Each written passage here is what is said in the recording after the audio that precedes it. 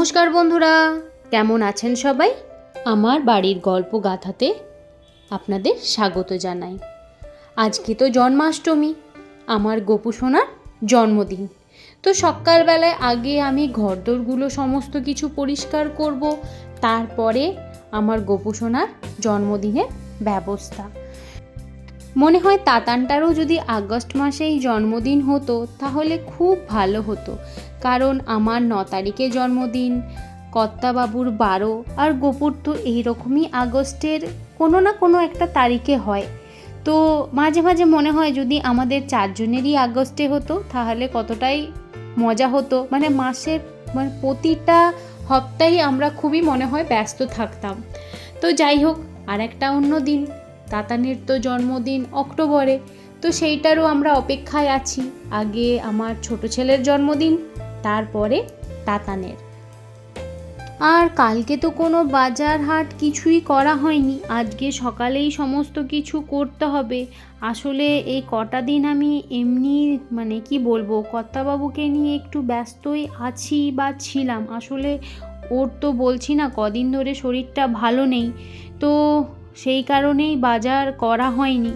তো তাতান আর কর্তাবাবুই বাজার যাবে বললো, কারণ আমার দ্বারা না সম্ভব হবে না এই ঘরের সমস্ত বাসি কাজ করে আবার বাজার যাব, কখন কি করব। তো তাতান আর কর্তাবাবু চট করে গাড়িতে করে যাবে, কিছু কিছু জিনিস নিয়ে চলে আসবে। অন্যান্যবার অনেকই বাচ্চাদেরকে বলি বা কেক কাটার ব্যবস্থা করি, তো এই বছর না একটু মনটা আমার খারাপ হয়ে গেছে, ওইসব কিচ্ছু করতে পারবো না। তার একটাই কারণ, সেটা হলো জল আর জল। ঘরের মধ্যে এতই জল হয়ে আছে, তো সেই কারণে আর কোনো রকমের বড় অনুষ্ঠানের দিকে যাচ্ছিই না। আর আমি এই যে কথা বলছিলাম না, এটা আপনাদেরকে বলি, এই ঝাঁটাটা নিয়েই বলছিলাম। আমি না এই প্লাস্টিকের ফুল ঝাড়ুগুলোই ব্যবহার করি, আর যেগুলো এমনি ফুল ঝাড়ু সেগুলো ব্যবহার করি না।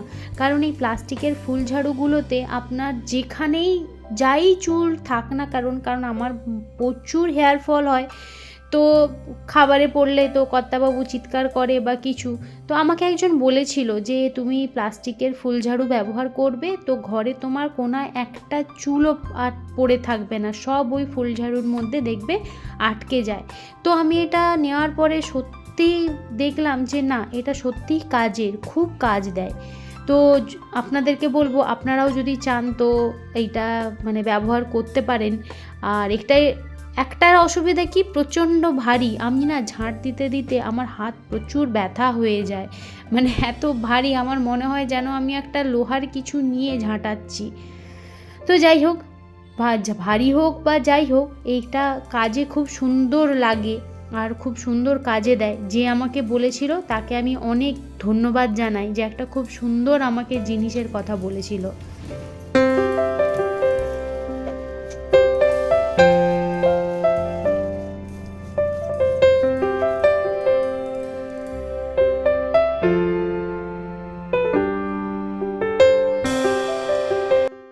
আর এইদিকে তাতান বসে গেছে পড়তে, আর আমি মুছবো ঘর। পড়ছিস না আর মোড়া ভাঙছিস রে?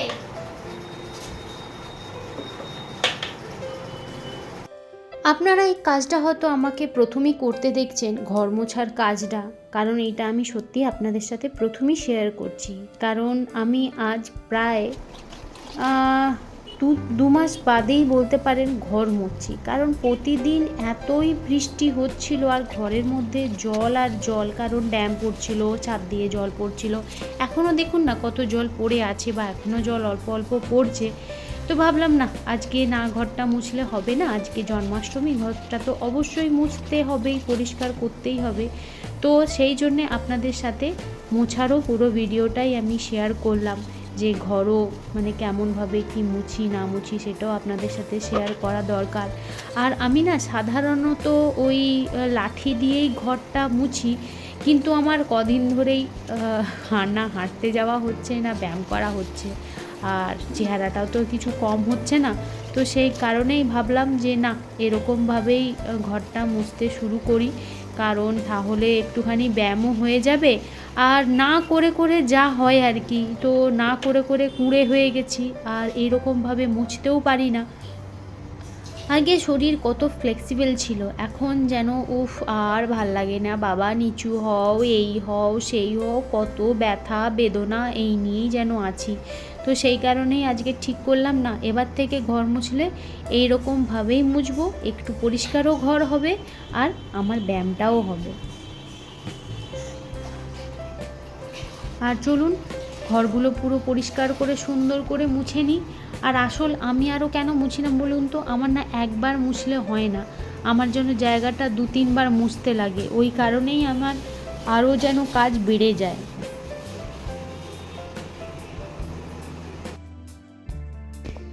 এইবার এই রান্নাঘর মোছা হলেই আমার সম্পূর্ণ মানে ঘর মোছা একদম কমপ্লিট হয়ে যাবে। আপনাদের সাথে তো সম্পূর্ণ যে ঘরগুলো মোছা আর আমি মানে ভিডিও করে দিইনি, কারণ কত আর ঘর মোছা দেখবেন। তো আমি যতটুকু পেরেছি একটু একটু করে আমি দেখানোর চেষ্টা করেছি। তো আমার এই রান্নাঘর মোছা হলেই মোটামুটি ঘর মোছা কমপ্লিট। এরপরে যাব স্নান করতে, স্নান করে এসে এবার গোপুর সেবায় লাগবো। নাকি বাবা চানটা করতে হবে তো, আজকে কার হ্যাপি বার্থডে? হ্যাঁ আজকে আমার ছোট্ট গপুর হ্যাপি বার্থডে না? হ্যাঁ মুখটা ভার হয়েছে কেন বাবা? কি হয়েছে মুখটা ভার কেন? আজকে বার্থডের দিন কি কেউ মুখ ভার করে? কেউ করে? কেউ করে না। আচ্ছা চল চান করে না। তোমার কি চান করতে হবে বলো বাবা নাকি? চান তো তোমাকে করতেই হবে। বচো আমি একটু চন্দনটা বেটে নি।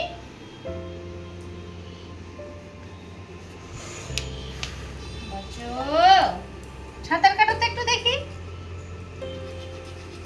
তুমি বন্যা দেশের নাতি বলে কথা। দাদুন ফোন করেছিল, দাদুন ফোন করে হ্যাপি বার্থডে বলেছে, শুনতে পাচ্ছ কি? হ্যাপি বার্থডে জানিয়েছে দাদুন দিম্মা সব ফোন করেছিল সকাল বেলাতে, তখন তুমি তো ওঠোনি, বলেছে সবাইকে ভালো রাখতে। শুনতে পাচ্ছ কি তুমি? আজকে শ্যাম্পু না, আজকে তোমাকে আমি ভালো করে চন্দন মাখিয়ে চান করাবো, চন্দন মাখিয়ে চান করাবো। তাই যদি গন্ধ হয় গরমকাল একটুখানি অগরু দিয়ে দি, তাই গন্ধ। এইবার সত্যি মুখে হাসি ফুটেছি, এইবারে মুখে হাসি ফুটেছি। বড় নালে ছোটটা তো আছে।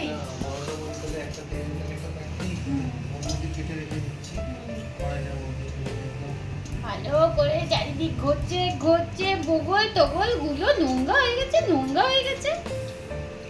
এই কেন পুজো দেখাবি না বলে দিচ্ছি দাদা, খুব খারাপ হয়ে যাবে কিন্তু। আমার ইউটিউবে সব ঠাকুমা দিদি পিছি সবাই দেখে নিচ্ছে, এটা কি হচ্ছে? আমি চাপা দিয়ে দিচ্ছি, আমি চাপা দিয়ে দিচ্ছি।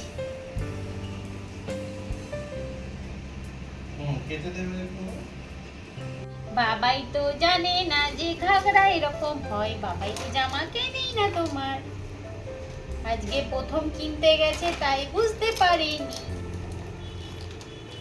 আমার গপু এবার সুন্দর করে ছেজে নেবে, সুন্দর করে।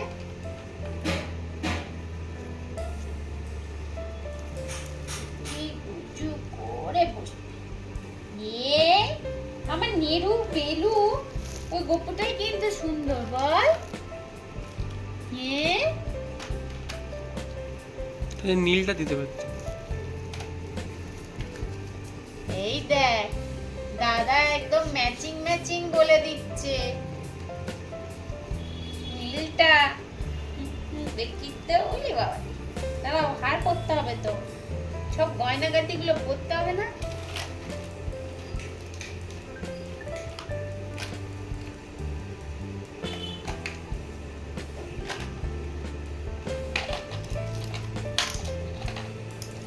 উপর হাতটা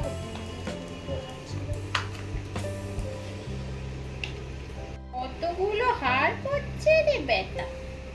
বেটা আমার কতগুলো হাড় পড়ছে। ওলে বাবা, ওরে বাবা। তোর মনে হচ্ছে এটা পড়ার ইচ্ছা নেই নাকি রে? বকবো কিন্তু যতই তোমার আজকে হ্যাপি বার্থডে হোক। হ্যাঁ বলেছি না, আমাকে জ্বালালেই তোমাকে আমি বকবো, যেমন দাদাকে বকি। তুমি কুচু বাচ্চা বলে কি তোমাকে কি আমি ছেড়ে দেবো না? হ্যাঁ হ্যাঁ হ্যাঁ। আর তোমার বাঁছিটা, চলো বাছা, চলো চলো চলো চলো চলো। বাবাই কি সুন্দর করে সাজিয়েছে দেখো, সুন্দর সাজিয়েছে, সুন্দর। এটা নাও। তুমি নিজে চয়েস করো কোনটা, এইটা না এইটা, কোনটা নেবে বলো।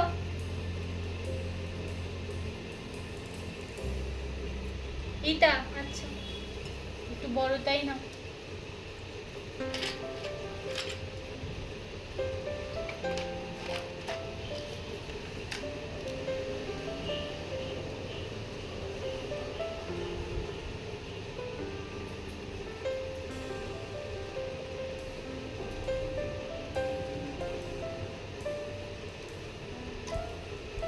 আর এটা পড়বি দেখ তো বাবা, এটা পড়বি। আরেকটাও তো তোমার আছে ভালো সুন্দর, দেখতে ওটা কোনটা? ভালো ওটাই লাগে। দাদার ওইটাই ভালো লাগছে, কি করবো তুমি বলো। তা তুমি ওইটাই পড়ো, দাদার কথাটাও শুনি। এই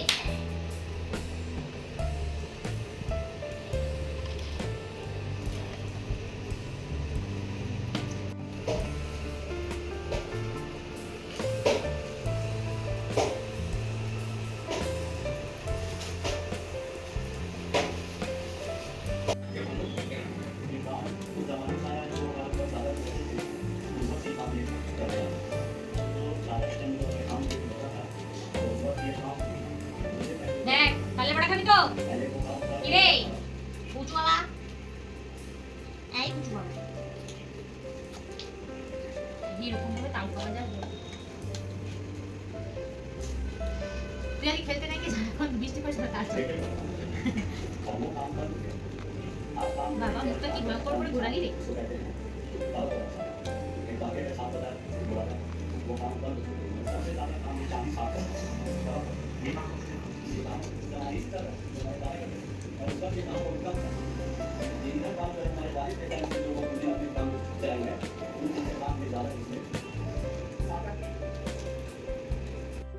তো আমি এই রকমভাবেই তালের রসটা বের করে নিই, একটুখানি জলে ভিজিয়ে খানিকক্ষণ রেখে দিয়ে তারপরে ভালো করে চটকে নিই, তো তালের রস খুব সুন্দরই বেরিয়ে আসে। তো আমি এই রকমভাবেই করি। গোপুর জন্যে পায়েসটাও রেডি হয়ে গেছে, সম্পূর্ণ রেডি।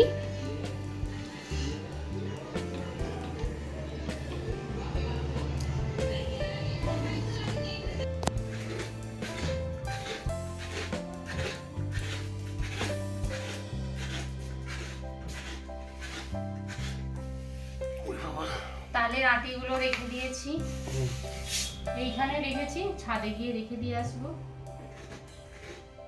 সত্যি বাবা, আমার তালে খাওয়া রস বের করা ঘাটালের লোক দেখলে হেসে গড়াগড়ি খায়।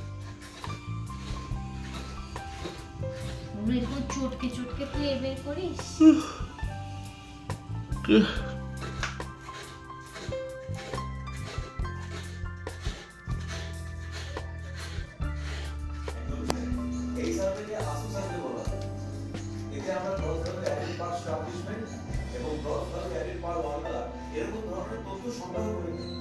পরের বারে বাবা খুব ভালো করে তোমার পুজো দেবো, যদি তুমি চাও। যদি তুমি চাও। অবশ্যই চাই, তুমি ছাড়া আর কে আছে বাবা? তুমি ছাড়া কে আছে জানি, তুমি বিপদেও ফেলো আর সেরকম উদ্ধারও করো, তার বন্ধ বেঁচে আমি জানি তো।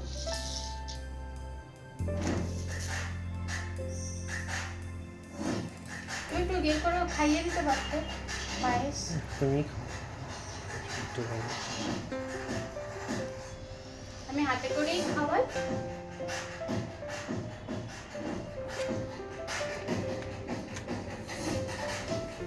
খাও বেটা খাও, খাও শোনা বেটা, আমার শোনা বেটা। ওরে বাবরে, ওরে বাবরে, ওরে বাবরে।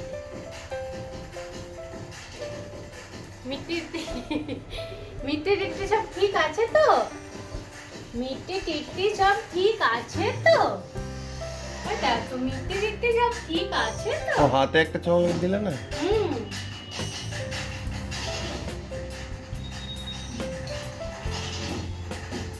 এটা তোমার তো। ও একটু দাও।